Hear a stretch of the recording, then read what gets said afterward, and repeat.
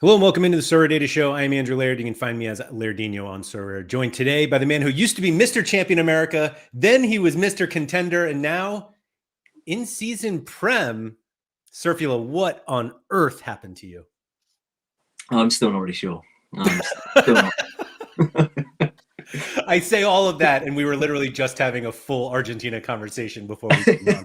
But yeah, I wouldn't, like 3 months ago, if you were like, yeah, you're going to have somebody on in the beginning of October talking about their lessons from in-season Prem, I'm not sure where you'd be on the list, but it wouldn't be near the top. But here we are.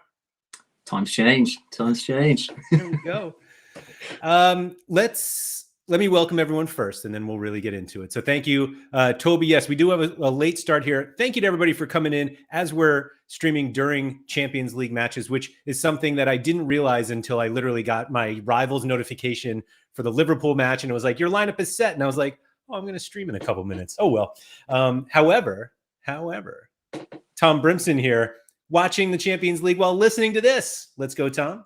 Thank you for that. But Liam won't be able to catch this one live, but just took the podium instead, which is kind of nice. Sorare Juju joining them. Daniel Cooper, 86 minutes early, excuse me, no podium. Disgusting. The game is gone. Bob Franklin, what's up? Sorare, so Spursy. Have a work meeting at the same time. Work meeting surely worse during Champions League than this little stream here. Flindle, what's up? DNP Donkeys looking for the Prem chat. Victor, Crafted Cards not showing up on Sorare Data. Just email support@soraredata.com. They'll take care of it. Very easy. Sorare Burrow, what's up? Mart, Ahmed, Jakob, thank you everyone for coming in. Ooh, live on Twitter. Let's go. All right, Surf. You used to love Contender. Actually, I don't even want to say that. You used to love South American football. You still do. Still do. I don't want to say it. Yeah. And then you were on this channel a few months ago, and you were like, I love the J League now. And it was like, all right, let's get into that. And then the J League guys are gone. And in-season, almost exclusively Super Rare. And then you said, I'm going to play Prem in-season. Before we get into the lessons learned, what the hell was that all about? I'm still not overly sure. In that, like, I kind of realized that the Contender stuff didn't feel like it was going particularly far for me, and I couldn't like leverage the edge that I felt I had in the same way that I used to be able to. And we talked about that a bit, I think, on one of the streams. And in the end, I decided to kind of drop back and go back to just using my Argentina guys. And then I kind of like had some money then left over from that, where I was like, I'm not really sure if I could just withdraw this and call that a win. But at the same time, the game kind of draws you back, I suppose. And it was right around the time that I had it sat there that the new in-season champ cards were coming out on early access. I thought, this looks like, I don't know, I'll just give it a go. I used to watch like tons of Premier League football and tons of Big Five league football a few years back. And then obviously kind of stopped when my interest in Argentina went crazy. And so I thought this could be a good way of rekindling that interest, I suppose, and finding something a bit more to do through the EU season and things. And plus, it's kind of like the prizes are jazzy as well, and that did lure me in. Yeah. They certainly were more attractive there. The kind of the last conversation we had on stream was about like your move into Contender Super Rare, and the more that I play Contender, the more you really appreciate that the best cards in Contender are unwinnable. Not because it's very difficult to win, but actually the best players don't have new cards.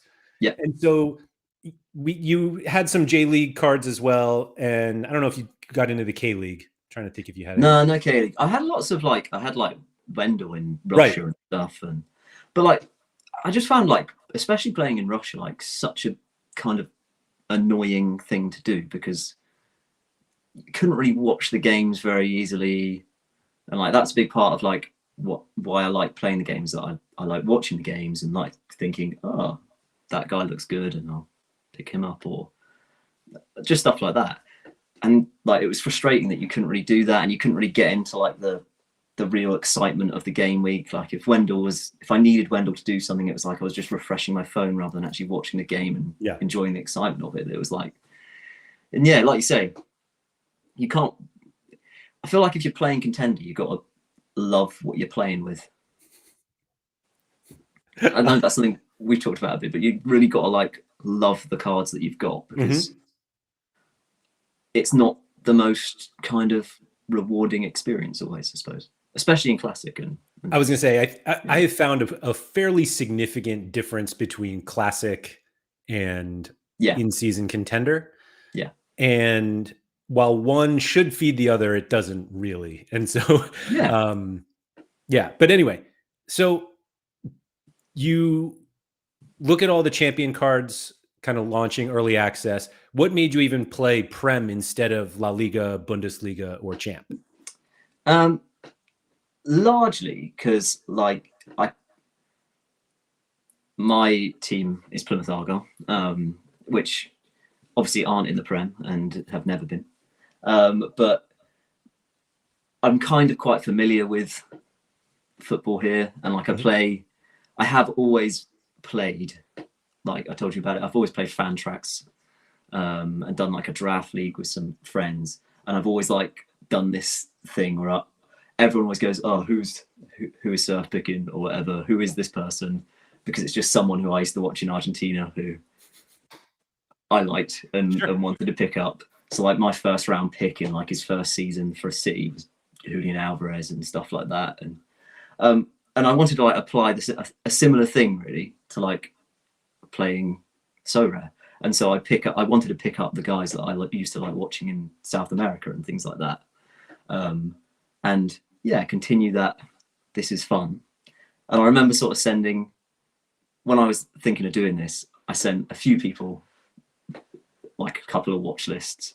I think I sent it to you. I definitely sent it to Sean. And I was like, do you think I'm stupid if I'm buying these guys? And he was like, you need to really buy better guys than that. And he was probably right, in a way. I didn't want to hear it. And I'll kind of like, because I think the first time I was on the show, we were talking about how Sean had called me a moron for doing something, and I think I'd proved him wrong. But I think he was right this time. I think, and it was kind of like a case because I think my first guys I bought Areola and Flecken in goal, and then in defence I had like Vardiol, who's awesome, Lissandro Martinez, and then guys like Wharton and Eze, Gibbs White, Gordon up front, Mbumo, and guys like that. And yeah, they were kind of like too good for playing in D3, but that's where I was. Whilst at the same time, they weren't like going to blitz me up through the leagues. In that kind of, they would or wouldn't. They haven't done. And I think that, but that's, I think because like, I think the biggest issue I've found is, whereas in Contender or America, I could almost pick like, about a year ago now, I was in like my best run ever on the platform.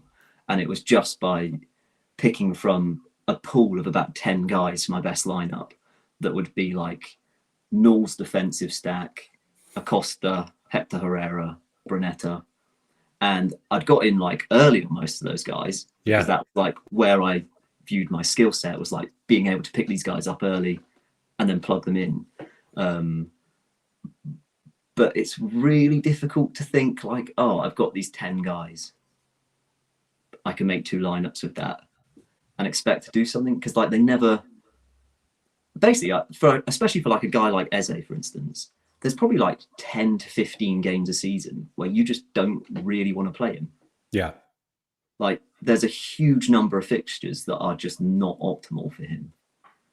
And so every week that I'm playing Eze, when he's playing, I think he was playing like, I don't know, did Crystal Palace play Tottenham the first game of the season, I think, or something like that? I think they actually play them soon because somebody else mentioned. There you go. Yeah, here. Looks like they played Chelsea early. Yeah. And so it's like when they haven't got or like United even. That's like, what's the point in playing him with Gvardiol or someone? Yeah. He's always going to let you down, kind of thing. And so, yeah, it was kind of a bit of thinking that I've just gone for 10 guys I liked with no correlation kind of between them. Yeah, it just didn't really work. So did you obviously didn't do 2 like team stacks. You did mention you had Eze and Wharton, but did you think of doing a 2 collections or 2 stacks? So I've always been a bit anti-stack, I suppose, but that was again coming from playing elsewhere, and it didn't feel overly optimal always in Contender or America, and I don't think like stacking per se is necessarily the way forward. But like, it was funny when I was saying this to you the other day, that when listening back a week ago to Keith's show where he's talking about what he's doing with Betis, and it made so much sense that you have 3 guys who have the right fixtures and then kind of drop other guys in around that who have been smashing. It made total sense to me, that did. And that's kind of what I'm trying to imitate a bit going forwards. I'm glad you got it, because it felt like there were a lot of people who didn't get it. And I feel like there were people who would have looked at the 10 cards you got, including like Eze and Wharton, and it felt like Crystal Palace were a preseason darling, basically, that everybody was like, oh no, they're actually very good, completely ignoring that like Elise played a gigantic role for them and was gone. And so I saw people were like, oh, I've got a Palace stack or like a Forest stack, like something like that. And that wasn't quite what you did. Well, that wasn't what you did, but what you did was also not what you like are doing now. And was it as simple as your guys just didn't correlate enough week to week that you had to change? I think that is a massive part of it. I kind of want to be picking up Eze and Wharton when Palace go on a run of playing against West Ham, Ipswich, Everton, whatever, in a 3-week kind of run. It was like funny, you did it when I first, like, I remember actually after I bought my cards, you then tried to build my lineups in Sorare data, and you were like, I think it was you were and it was the first time that I know it sounds really stupid to have not done this, but like, I've never really played like that in America to that extent. Like, I'd put things in on Sorare data and be like, oh, I've got a gap here or whatever, but I never like thought, actually, shit, these guys just do not work. They can't work together because these guys are playing someone really strong when these guys are playing someone really weak. And yeah, I was just picking guys based on I liked them and I thought they could be good over a season, which isn't really the best way to play. I'm not sure when there's divisions at play and things like that, and relegation's a threat and different things. So that was actually one of the points that the whole Real Betis thing is with Keith, of not necessarily spending as much as possible in order to move your way up. And you didn't really, I don't think you went in. I mean, Sean's reaction alone, like, you didn't spend to get the 10 best players in the Prem. But it's not like you had terrible players. I looked at, so this is your lineups. What is this? Game week 6? 5, so it's like the last week of August. And like, these are very good players. Yeah, De Bruyne came in when I started to realize some of the error in my ways as well, because I kind of went, I didn't make use of my classic cards at all. I didn't make use of the classic spots at all. And De Bruyne was like the first big classic guy that I bought to try and address that. Sucked he got injured almost straight away, but but still. So like, this random lineup here, not random, it's one of yours from end of August, but like, Flecken, Lisandro Martinez, Eze, Morgan Gibbs-White, and Cunha from Wolves. And then the other one is Areola, Gvardiol, Rico Lewis, Kudus, and Anthony Gordon. Like, I feel like these are these are two lineups that I think anybody would be like, yeah, that's reasonable. Like, Yep. why not? But you're looking at these now and you're saying, no, these are, I shouldn't be doing these. Yeah, I mean, look, like Gavardio and Rico Lewis up against Ipswich is like, I mean, that I suppose that is the week where things probably did line up a bit better in terms of fixtures for that 5 anyway. But I've found it so rarely works out. So I think that week, that might have been the week that maybe, oh no, that was the week they all got to D3. So did both lineups get to D3? At least one did that game week anyway.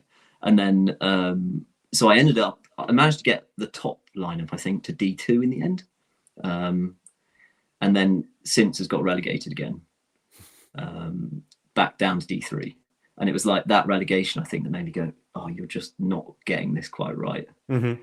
And I think as well, the thing was, I did build this without the intention of like this being really, really good. I did this as something fun to keep track of like a few of the guys I really like. But then once you're in, you're like, well, I've spent the money on getting in Flecken and Areola as goalkeepers, and I've spent the money on Gvardiol. I might as well have some good stuff to go around them, and I might as well try and play properly now. And then it was like, and then especially this week, it was like, well, I might as well just get the last few pieces to try and make this good. Mm-hmm. And it's kind of just spiraled from there, really. So what did you look for the second time, basically? So the second time, I was more thinking about like, trying to buy some good classic cards, because I did not make use of the classic spots whatsoever. And you can kind of see it in those lineups that I just didn't. I don't know why I didn't at the time, but I've tried to make better use of the classic spots. So I've got Maddison, I've got Christian Romero now, as well as Jadon Sancho. And then I've tried to sort of look ahead now at the next block of like 5-6 games, at the both like defensively and attacking player wise, guys who I think could do well. So I've gone quite heavy for Everton, because they seem to have a nice run of the next 5 or so, 6 or so. And as well, Branthwaite's just come back, and he seems to have quite an influence on their defence and like how solid they are. And Dyche himself is obviously pretty anti-footballish and kind of defensively solid. And so I don't mind going there. And then McNeil is in a great run, and I've probably slightly overpaid there, but it's a forward, and like, I mean, he's kind of, his numbers sort of suggest that it's fairly sustainable what he's doing anyway. So I'm kind of all right with that.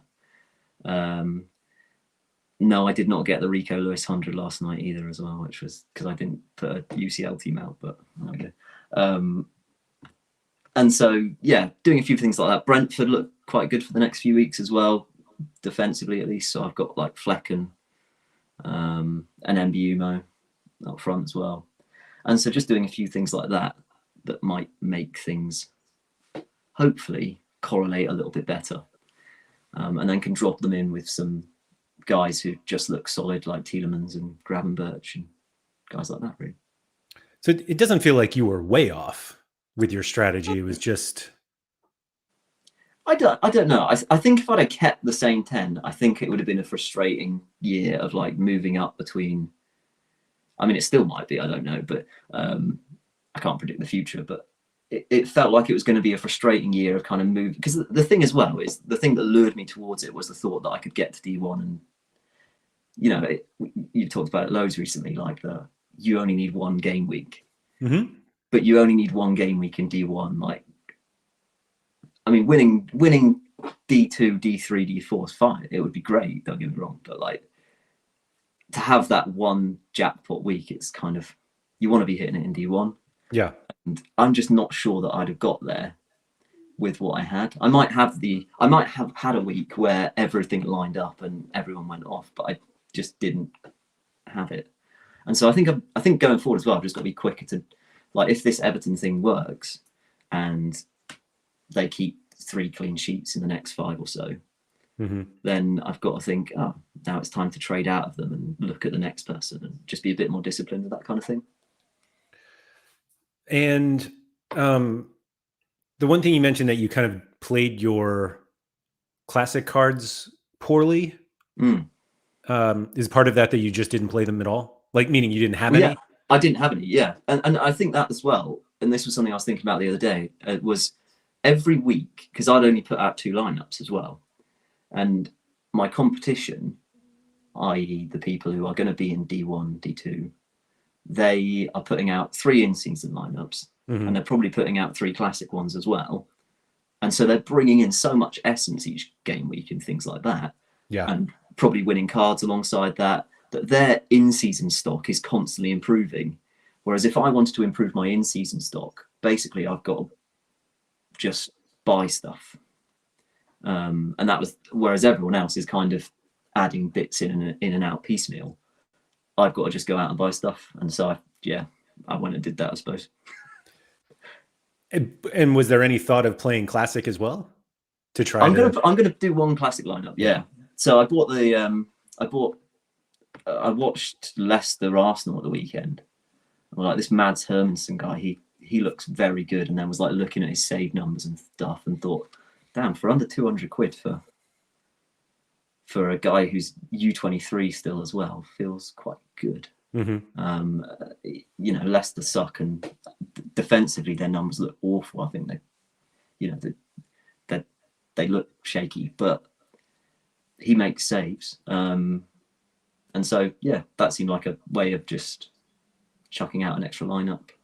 And you're winning some street cred with the Sorare Scandinavia Discord as well with that call. Oh, nice. The Daniel Cooper said, I think people are still undervaluing being in D1. Everyone wants to get there eventually, but in my opinion, don't prioritize it enough. What's interesting about that is, like, I can't tell if, like, I feel like no matter what division you're in, you want to win it. And so obviously that's going to be like, winning each division moves you up. So I'm not sure that, like, people undervalue being in Division 1. Like, there's not really much you can do to just be like, to force your way to Division 1, I feel like. I think people underappreciate it though. I know I did when I bought these cards. I looked at the prizes and was like, that's what I could win. And it looks brilliant, but you've actually got to get there. Right. And it's not very easy. Well, I mean, it is easy at times. I found it. I think once you're up there, it's easier to stay there than it is to get up there. If that makes Surely. sense. Yeah. And that's what I found in Contender, is where all my lineups straight away landed in D1, D2. And I've generally just stayed there. Which is cool. Works well. Ben, interesting question here. Have you thought about transitioning to champ? Or I guess the other question is, are there any weeks where you're like, I would rather play champ than Prem? To be honest, I haven't looked at like whether I'd be better off playing champ, to be fair. I've always quite liked following one league. And that's what I found in Argentina and South America, is like following one league or so. And then really being able to enjoy the stories and the kind of stuff that comes out from just following that one league. And the Prem's pretty easy for me to follow as well, and it lets me obviously all my mates, things like that at home, they follow the Prem and stuff, and so it makes some sense really to go with that. So you said you basically looked at the next 5-ish fixtures. Is the idea to switch every 5 or 6, depending on how often you are able to kind of plan ahead? I think so. I would like to think that I've got the discipline to do that. Yeah. But I probably don't in reality. And I think I'm more likely to with Everton, purely because I'm not sure I'm going to necessarily enjoy having those cards. I thought you were going to say you were going to keep those all season. No. Like, I don't think I'm going to enjoy having those Everton cards. Because I'm kind of, like I say, I like owning the guys that I like watching. And like, I bought a big Brighton. Part of this as well that I think was a mistake. I'd say it was a mistake. I'm not sure it was, but I went kind of heavy on a Brighton collection recently. Just because I liked a lot of the guys, and I suppose I'm more thinking about those turning to classic cards and thinking these could be good if they get moves and different stuff. But either way, I like watching Brighton, and so I bought those guys, whereas I'm not sure I really like watching Dyche ball as much. So Tuggy came in just Tuggy has I don't think it's a full Everton collection, but he went hard on Everton. Yeah, I don't know. Literally, just as you were like, I don't know if I want to watch Everton. He checked in. Oh God, did you say Everton?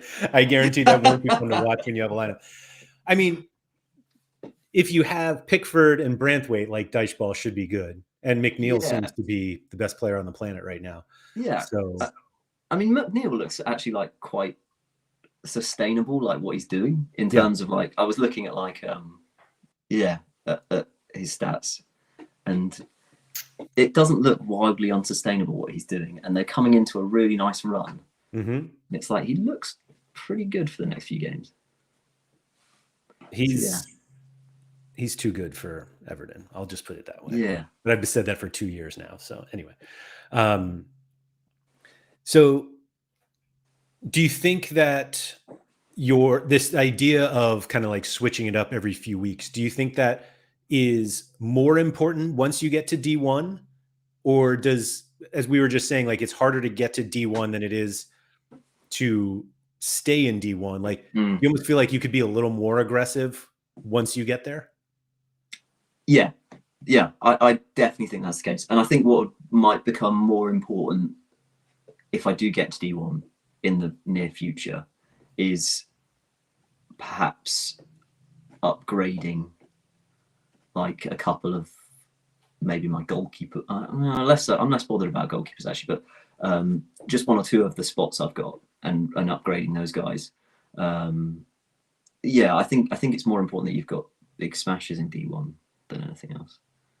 I'm more inclined to use the Everton strategy to get up there, and then go from there. Toss them once you're there. Yeah, that's the intention anyway. Like I say, I'm not sure I will have that level of discipline, but I like to think I will. Well, what else do you think you would do otherwise? Like, if you don't have the discipline, what is the outcome? I think the outcome is that in 6 months' time, I've still got. I think the issue is that I can think of reasons why I'd want to keep Pickford, for instance, and reasons why I'd want to keep Branthwaite as well, and like because part of the thing was, if I get Pickford now as well, then I can use him through the international break and stuff like that. Because I at the moment, midweeks, I've got some good players for midweeks like Vardiol and Rico Lewis, who I've missed out on the 100 of. But then I don't have a goalkeeper. And it's the same for international breaks.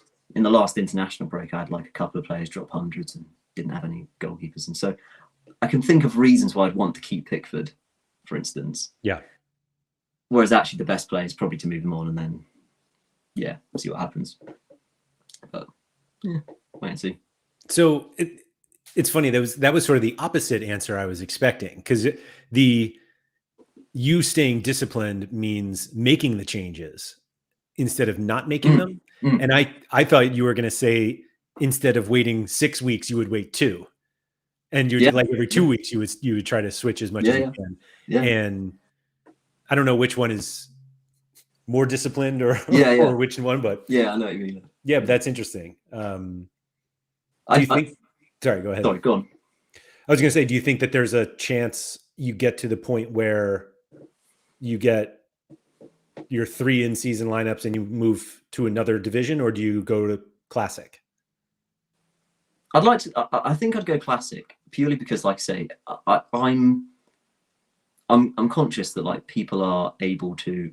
My competition are constantly gaining more guys because they're winning them in Classic or whatever else, and I'm not really able to do that. And so I've always been kind of like fond of the idea of a gallery that supports itself in terms of I've never quite understood when people would be like playing like divisions that are completely separate from each other and they don't really work together. I know I'm kind of speaking about that as someone who plays now super rare contender and rare Prem in season. Prem in Rare. season. But like my whole idea was that part of this, so I'm playing a bit of U23 as well in rare. And so this is partly supporting that. And some of those early buys especially, they're all kind of U23 eligible. So guys like Vardiol, Gordon, and it was a bit like, well, if I don't want to play him in season Prem, I could play him in U23. Yep. And so I like the idea of that, of being able to like play classic alongside this a bit and U23 alongside it a bit, and yeah, and see where it goes from there. I just sort of think that if I don't know as well, there's something I find a bit jazzy about the Prem in season, especially though as well. Like the value of cards and things like that, it feels a bit like it did do a year, 2 years ago. For classic? Meaning like no, in terms of the in-season, like in like the price of in-season Prem cards. Yeah. Like they're going for hundreds of pounds, and that feels exciting. Yeah, it feels jazzy. Yeah. It's funny that the idea that like it's more exciting to pay more for cards than to like focus on the point like, oh, this is going to cost me a lot. This is fun. But when I win one in classic, right, then that'll feel nice. Or like when I win them using my essence from my in-season boxes. Although I haven't had much luck from those in-season boxes yet, so yeah. Early doors still. Halligan said, I bought Pickford yesterday after looking at international lineups for next week. 2 weeks ago, I sold Pickford. And that was kind of where I was going with your, like, I'm hoping I can be disciplined, meaning like wait 6 weeks instead of like wait 2 weeks, but not to call Halligan undisciplined, but Daniel Cooper says it feels like when people overpay for a certain fashion brand and feel great about it. Totally. Yeah. My Armani Pickford. Absolutely. But yeah, I do think Daniel's right as well. And that partly came into my thinking was that I feel like Pickford could be like someone who could drop hundreds of things. And I have to say, like, I think that's kind of a cool thing about playing the Prem as well, is the goalkeeper tax doesn't feel as kind of I don't feel like I have to go and buy a really expensive goalkeeper. In that, I don't know if this is just my own kind of anecdotal thinking on this, or if there is some data to back this up. But it does feel like if you go for one of the top level keepers, they don't tend to seem to hit the hundreds and stuff like that very often.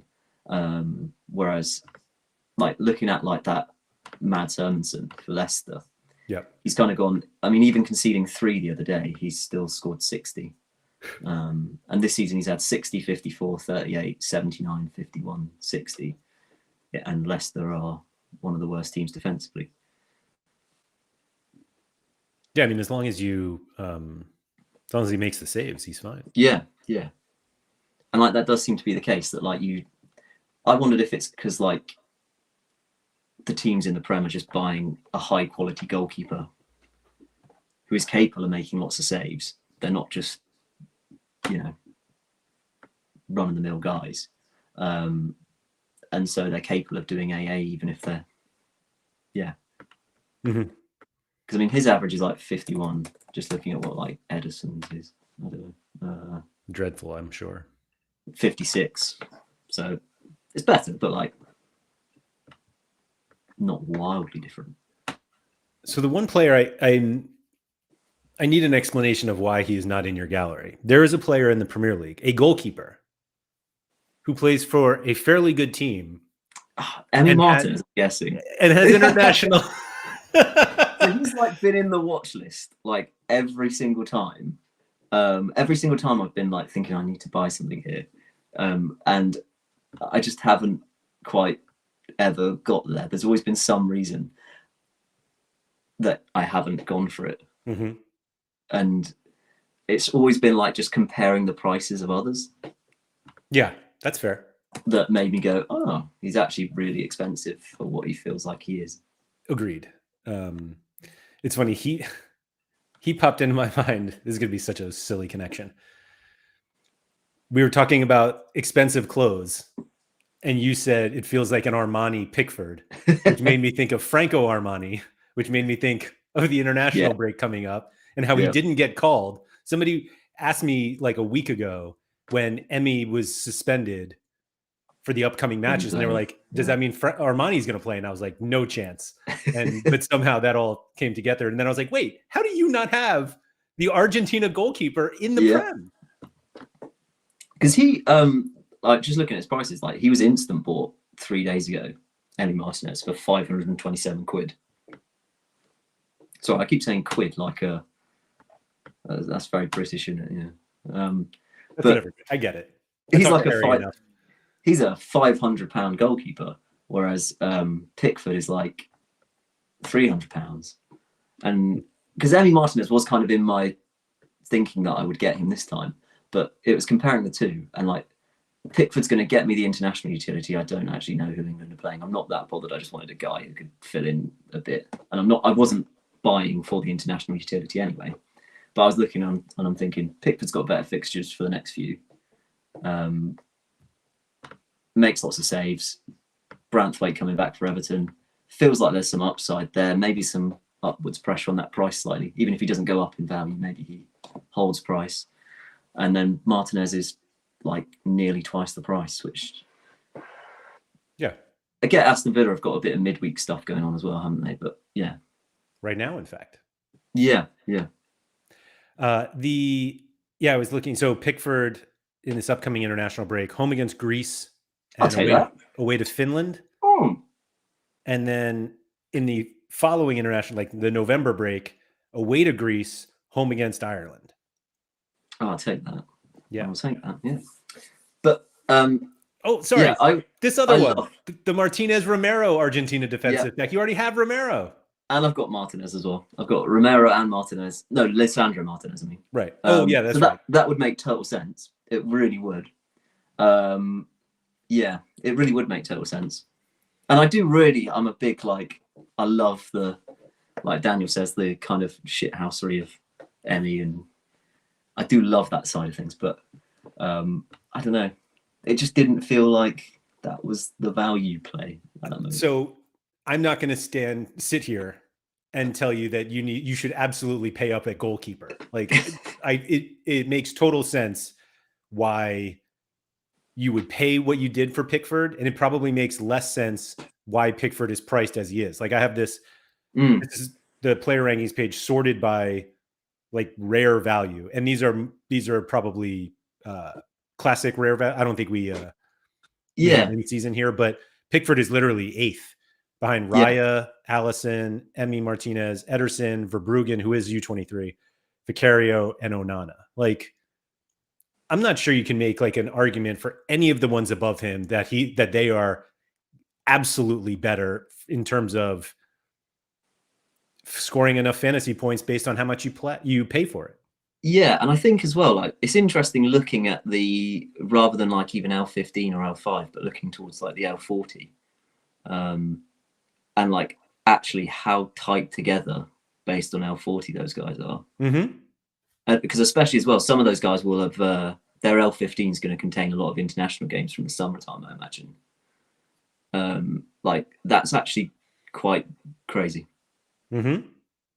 Yeah, I mean, and like sorting the L40, Raya, Pope, but Pope only played 35% of the games, so he's out for a while. Allison, Emmy, and Pickford, like all of those except Pope do have international utility. Someone mentioned that earlier. Oh, it's Daniel Cooper. And Onana is another one with international utility, although you don't get those as many games for him as you do the others. But Riekemann said Hermansen looks like a bargain. I couldn't make sense of the price. But it's like because I was like, oh, he's U23. I don't really need him in season. I'll look for the classic card, and then there was no classic card, and so I wondered if that was like it's like still in kind of price discovery, if that makes weird sense, even though it's been like around for a while. Funny one. It's actually going up. Yeah, yeah. Because Cards I feel aren't like supposed to go up. yeah, I feel like at the start of the season as well, Pickford had a bit of. It felt like there was a bit of hype around Pickford, and like his price was. I remember looking at the time, and it didn't really make much sense to me. I'm not sure if that's right. Oh yeah, it kind of has dropped. Whoa. That's a classic card too. Yeah, yeah, Oh, it's just, oh, so that's Euros. yeah. True. Oh, Yeah. that makes sense. But yeah, like the first ones, yeah, 553 for the number Yeah. 2. And generally, what I found Right. is the guys I bought. So like, I know I'm saying about the fact that I haven't had much success in terms of SO5, but in general, the guys I've bought have generally held their price. That's fun. I think the timing that I bought the initial bunch was quite good.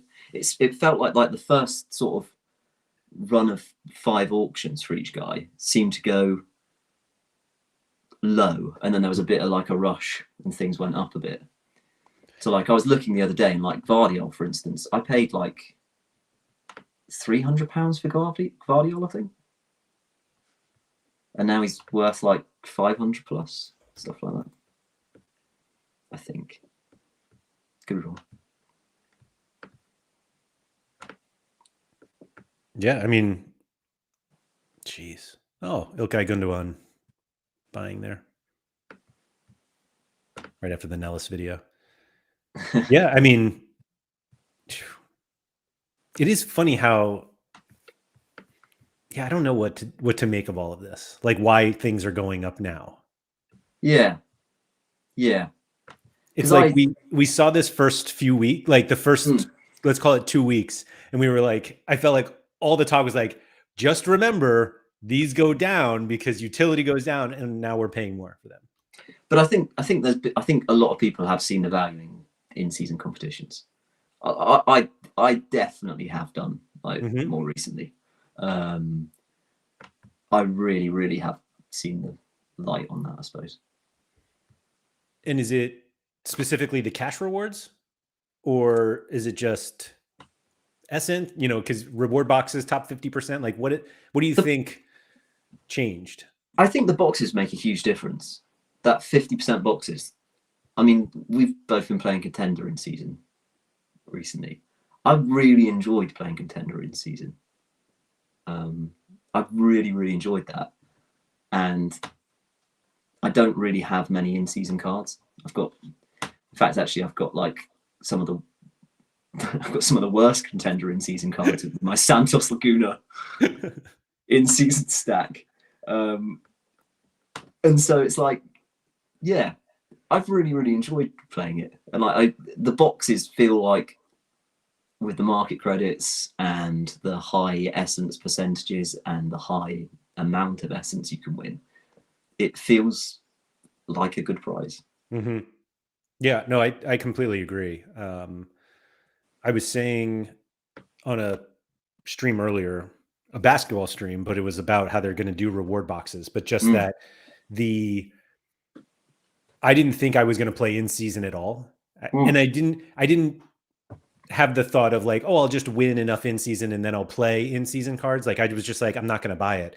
And I don't know what, maybe I did end up, I don't know what sparked me to like start playing it, but the ease of being able to make competitive lineups, it felt, particularly in Contender, and I don't want to turn this from Prem to Contender, but it did feel like there's a more realistic path to getting something you wanted. And Essence, I wanted Essence, I wanted market credits, and I've been using the market credits now to like make more in season. It's all working. Whatever they did, it's now working on me. But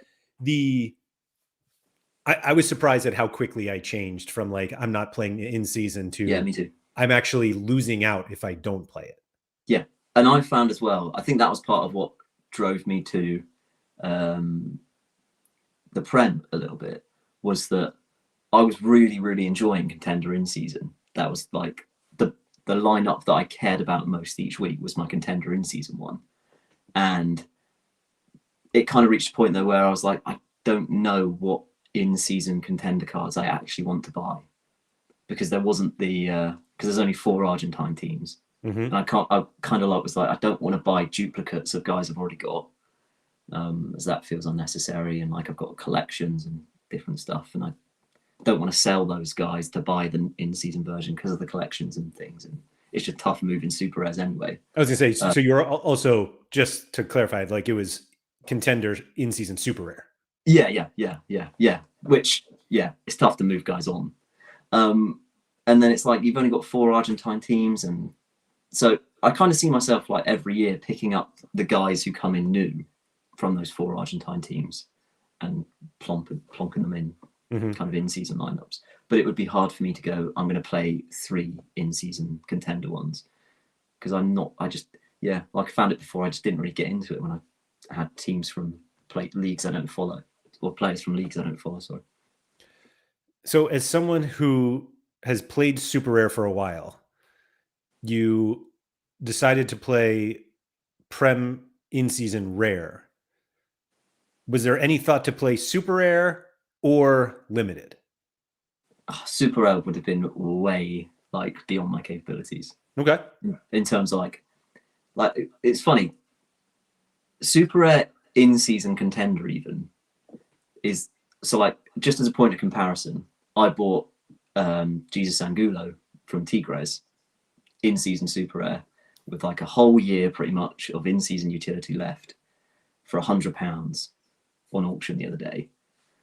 And it's like £100 in-season rare Prem isn't really getting me very much. That's fair. As a comparison, like, I mean, what would be comparative that I bought recently? I mean, Tielemans was twice the price, and I know Tielemans is probably performing a bit better at the moment, but like, kind of comparative, I suppose. And so like that's going to super rare would just be crazy. And I don't know, I kind of just limiteds have never really.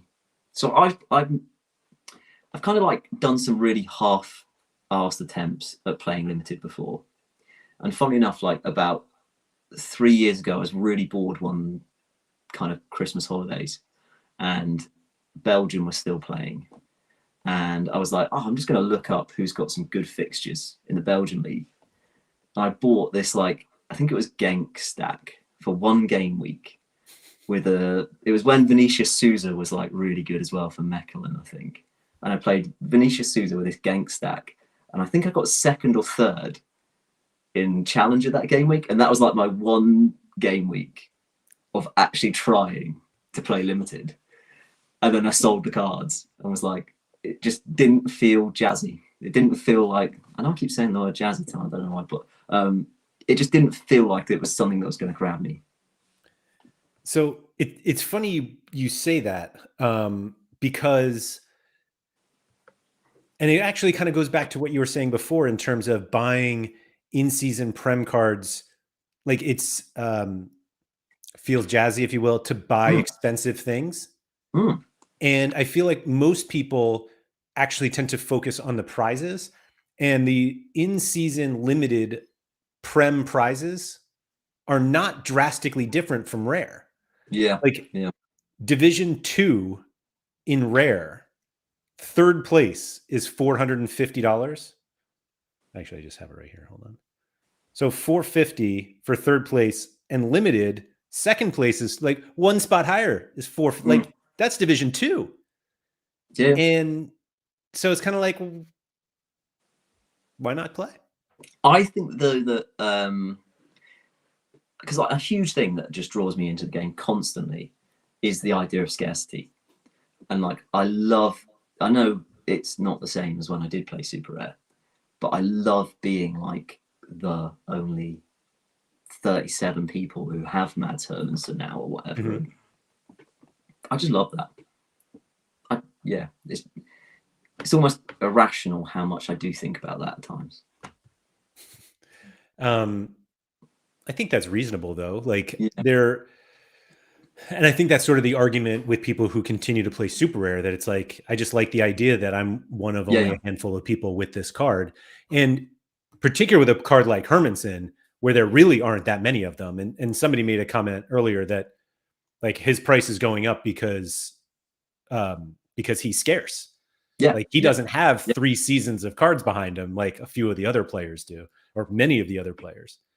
But it's interesting though, because like in reality, I mean, I was looking at selling. Well, I obviously bought Pickford the other day, and I've got Flecken and Areola, and it's like in reality, should Areola and Flecken really be more expensive than Hermanson, which they definitely have been recently. Mm-hmm. I can't really. Hermanson's 23, still U23 eligible. Seems to have some pretty good career prospects and stuff, and versus those guys, it doesn't quite make masses of sense. I don't know. Do you think part of it is just they play for bigger clubs and that kind of matters in the Prem? Yeah, but I do think there's like this effect of. I always remember there always used to be this effect, wasn't there, of when like a new. I always remember it when with like Boca cards, that when the old season Boca cards would get super cheap, and then this new season version would come out, and it would like drive the price of all Boca cards, if that makes sense. And I don't know, it sort of feels like people don't cast their eyes so much over super scarce stuff in a way. I don't know. I actually have, I don't want to say a different opinion of it, but the more that I played Challenger, including a lot of teams that don't have new cards, I found it very difficult to get some cards because they only had a handful. So like the example that I always think of is Patrick Pence, who's the goalkeeper for Brøndby. And there are no new Brøndby cards. And so he only has, I don't want to make it sound like he's significantly less scarce or more scarce than he is. So he has 112 classic cards like on Sorare, but the number is not going up. And at the beginning of the season, Denmark played early. And so like he had a pretty good run of fixtures or run of scores. And so his price like went way up. And it was like, I was pricing it in my mind of like, what do I want to pay for this card? Of I'm going to buy it and play it for the whole season and whatever. And I didn't kind of appreciate the scarcity part of it. It was because I was like, there are 112 of them. They're plenty. Yeah. But everyone who sells them is like, no, they're scarce. Yeah. And eventually the price drops. He had a terrible run, and like I get price alerts now for like a quarter of my original price. But like it is kind of a weird dynamic that scarcity matters. I feel like less so with sellers than buyers. Yeah, I don't know. I always find that whenever I go to sell a card like that, I feel like I've got to price them at the kind of what a comparable player who still has cards being released, if that makes sense, is priced at. Whereas if I'm buying it, I'm always like, I'm going to have to pay over the odds slightly to get this. It's funny, like I always remember there was like one, again, I talk about like boredom over the Christmas holidays. It's just like, there was one Christmas holidays where I played a huge amount of Sorare because it was miserable weather and there was nothing else going on. And I remember I was buying up Vélez, like the youngsters at Vélez who I rated really highly. I was just buying multiples of their limited cards. Every one that would come on auction, I'd just buy for like 50p. And then I just sat on them, and then they all started playing that season and I sold them.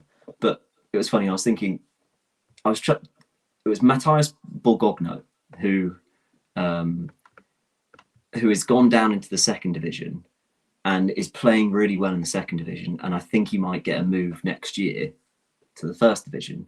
And so I've been trying to buy some of his cards.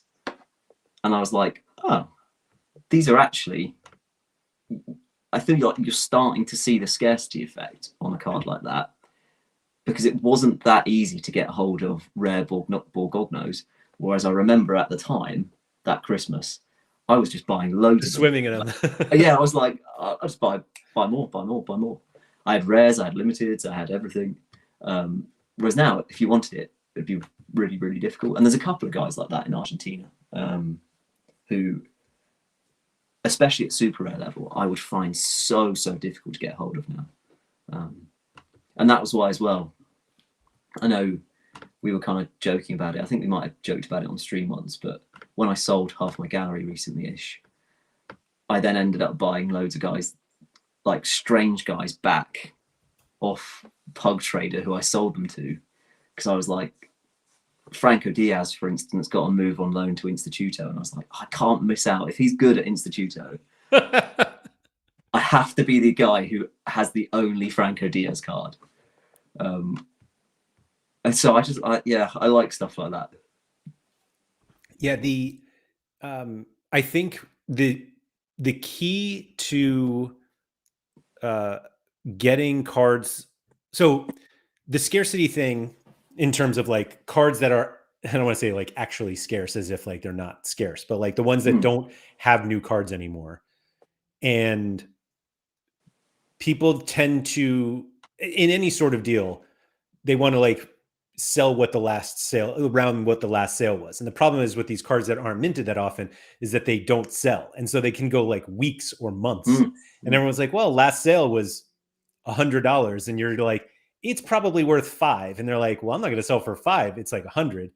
And that's the only thing you can hope for is that a bot ends up getting it. And they undercut the market. And the number of cards that I've gotten because of that, like cards I've gotten that I wanted, and I was like, they're so expensive that like I can't, but they're expensive because everyone who sells them wants the last sale price. So it just doesn't work out. But you say that, but the other day, I was telling you about this actually the other day, wasn't I? Pavel's just recently got a Changuito Zeballos. And I have wanted that card. I have wanted a super rare Zeballos for years. And when they've come up, I've not had the cash at that moment and stuff like that or whatever. And he's got one now. And he just values it at such a silly price because it hasn't traded in so long. Yeah. And for me to be able to get that card off Pavel, I just need someone to list their Zeballos now at a reasonable price so that Pavel would have to undercut them. And then I could get it. But otherwise it's just going to sit in his gallery for so long.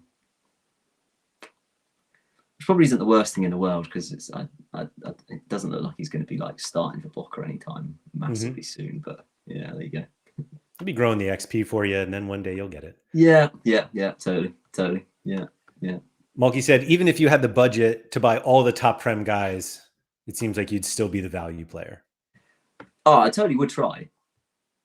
But I think, and like, this is something I still want to do. So I'm still really happy. I really, really love Julio Enciso. Like when he was in South America, there were so many people who I really, really trust on like South American youth football saying that this guy was going to be really, really good. And I've watched him a lot and I just think he's awesome. I still want to hold that card, but I just sort of want to not be reliant on that kind of thing and trade in and out of guys who I think have got really good fixtures and stuff and Gator guy it a bit more. Because and this is something I was saying the other day, and what I thought was so brilliant about what Keith was doing was there's like, realistically, there are 3 or 4 teams each week in the Prem who have a really good fixture. And realistically, there's 3 or 4 teams each week in the Prem who go on and smash. Like, it's not like in Contender or back in the day in America where there were a significant number of teams in a not just one league competition. There are a number of teams who have a great fixture that game week. Sure. The pool of teams with a great fixture that game week is so much smaller. And I think that means that you have to play fixtures a bit more and be a bit smarter on that kind of thing. And that was what I just thought was brilliant about his strategy, really. It's funny that you, of the 2 choices that you've made, because Contender is by far the biggest region. And what I have kind of argued in favor of Contender is if one team goes off and you don't have them, the available options you have to beat them is vast. And they're like the Bundesliga is the only single comp like on Sorare that's smaller than the Prem.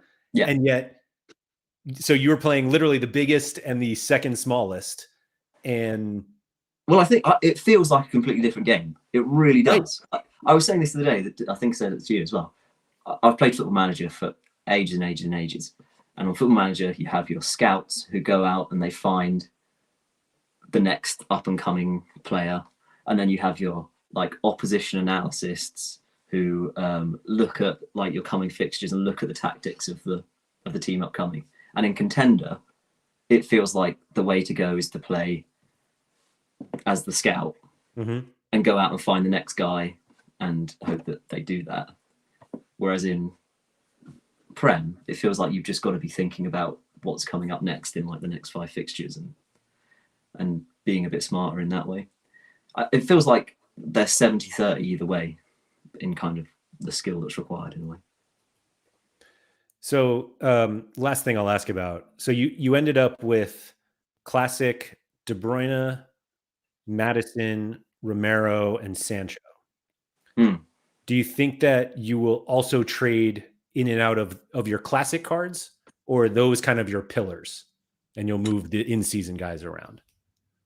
I think I'll keep the Classic guys. I'm not sure I'm done getting more Classic guys yet either. Okay. There were a couple more I wanted to get, but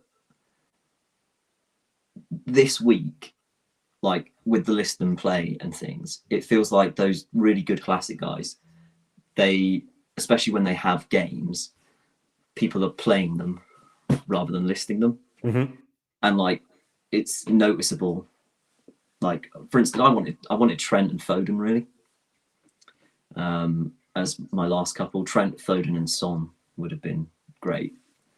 But yeah, people are playing them for the Champions League midweeks and stuff like that, rather than listing them. And so they became pretty difficult to get. But yeah, my plan would be to just keep them from now on, really, I think. It's more the in-season guides that I want to trade in and out of. Partly as well, because I think it's easier to trade in and out of the in-season guides. Yeah, I was going to bring that up. Daniel said he just picked up a Foden. Yeah, and that is the other thing. That because I've got my Guardiola listed. I'm kind of tempted to sell Guardiola, just because. I felt like for a time I couldn't really justify. Once Guardiola kind of hit like £500, I wasn't sure I could justify having this one guy who is so much more expensive than pretty much every other guy that I've got, who I haven't really got the pieces around, but I've got better pieces around him now after this week where I've had my splurge. And then, yeah, so it might make more sense to keep him. But like,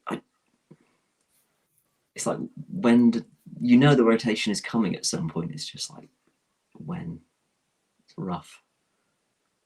That price does stick out. It really does. Yeah. And it's not Saka or Palmer. No. Yeah. It's someone who is at risk of being rotated. Right. And it's like, But like scoring wise, he absolutely rips. Yeah. Like it's like we're saying like he's not Saka or Palmer, but actually this season, like he might be better. This season's ridiculous. And I've got Rico Lewis as well and De Bruyne. So it kind of, it might be justifiable. And like I say, he was part of like my strategy. So part of my strategy was at the start as well was like going for guys who have some, who would have some classic utility for me going forwards, like in U23 and stuff like that. And so he was part of that. Because the interesting, and the other thing I was going with when I bought cards initially was I was thinking about like the difference between the classic price and the in-season price. And I was going like, well, Guardiola's only like, I think when I bought him, it was like 1.5 times his classic price, which was like kind of nuts to me. Yeah, and now it's 3x almost. I mean, it looks Yeah. like it came close to. Oh, actually, that was a special one. Well, still, I mean, 225 auction, 233. What is that? August 17th and 18th. Yeah, it's mad, isn't it? But I And guess then people, then the separation just exploded. yeah, because like I feel like it's a weird card in that like he's an absolute smasher card for the Prem, but like people kind of think he's a U23 card. Yeah. Like it's a strange kind of card. It's another one with international utility. Yeah, totally. Yeah. Which I can really make really good use of. Now you can. I said that was the last one, but actually really like this question from Malky. Do you think you lose the edge you have with Argentina because the Prem is so popular? Oh, totally. Yeah. Like massively. But so like I like watching football and I feel like I can spot trends and spot who looks good and who doesn't and who suits the game and who doesn't and things like that. And so I feel like just I'm kind of wired to doing that a little bit, hopefully. That's my plan anyway. And like I've picked up a few guys who I've kind of picked up based on I like I was saying about inseason. Like he's not getting many games for Brighton at the moment, but I really, really rate him. And then just watching Brighton and stuff like that, Baleba looks really good, and that was like picked up for like £50, and he looks quite an effective SO5 player going forwards, I think. But the thing I'm finding with the Brighton guys is like, and this is again something I didn't think about at the start, but I bought all these Brighton guys, and then like they don't seem to ever have like a really, really good run. And you're like, oh, it's like they played Ipswich, they played Arsenal, then they played Ipswich, then they played Nottingham Forest, then they played Chelsea. It's like you just, didn't really plan that out too well. Like you said, I think you have knowledge of a league or two more in Contender. It would be better. Go all in on Mexico, which you have gone in on Mexico. Yeah, I like playing Mexico, but like again, I find the Mexico games kind of tough to watch. I watch a lot of Necaxa games, and I have a interesting. I've got my somewhere over here. I've got like an signed shirt now. A match worn one. That was pretty cool. But I'm waiting to get that framed. I'll put it up here somewhere. But so I like watching. But the trouble I found was like if I want to like make the best, I feel like I've got a decent Liga MX in-season thing going on. But like if I want to make the best one, it means like I've got to go and buy another Pallavicino and I've got to buy another Paradella. And it's like that's just not. That doesn't really get me going. It's crazy. Yeah, I would have 5 of them. Yeah, I would. Yeah. I actually think I have 5 Pallavicinos, maybe 4. No super rares though. I have 1, 2, 3, 4. 3 rares and a limited. And like, I think the other thing as well, and this is something that, like, coming back to Marky's question about the edge, I think that I'm always looking for like a way to. I'm always looking for like my next edge in a way, and I think that's what a really. I'm worse at it than some people, but like I think that's what a really good kind of player of the game does. And like I was thinking, like to me, Keith's stream last week, like that for me was like up there with when Sean first said about the Chicago Fire stack on these shows, and like that changed the way people played the game completely. Everyone wanted a stack. Like before that, I always remember the talk was, I can't even remember what we called it at the time now, but like within the community, stacking had some sort of name, and it was considered like a really low, don't really do that kind of play. And then Sean talks about it on the podcast and how it could be great, and it's like, oh, that works. I felt like last week's stream with Keith was like, people should be doing that. Like that is how to play these like single league competitions anyway. And so, yeah, I'm hoping that like just by being strategic in terms of the game, that can be my edge now a little bit. Right. Yeah, the edge, like, there are way more edges to be had than just like knowing a league better than other people. Yeah, totally. Like, and like I've been talking about, I know I've said this to you recently, like watching Nep stuff recently. He seems to really get the like game aspect of the game. Like I've always talked about like knowing more about football, but like he's really got the game aspect down, how to game the collection score, how to really game lineup building and things. And so I think there's a lot more to this game than people always realize. We can talk about that on another episode. Yeah. Surf, I have to go actually. But thank you very much for coming on. I still think this, and I'll give Keith the credit for this kind of, it's not even calendar strategy, but I still feel like a lot of people are missing it. And so maybe I'll have to get him back on so we can go into it. But anyway, thank you to everybody for coming. If you could please like, subscribe, all that good stuff. Shout out to Quinny. Surf, always great to talk to you. And yeah, everyone else, good luck out there. Oh, and everybody get your steps in.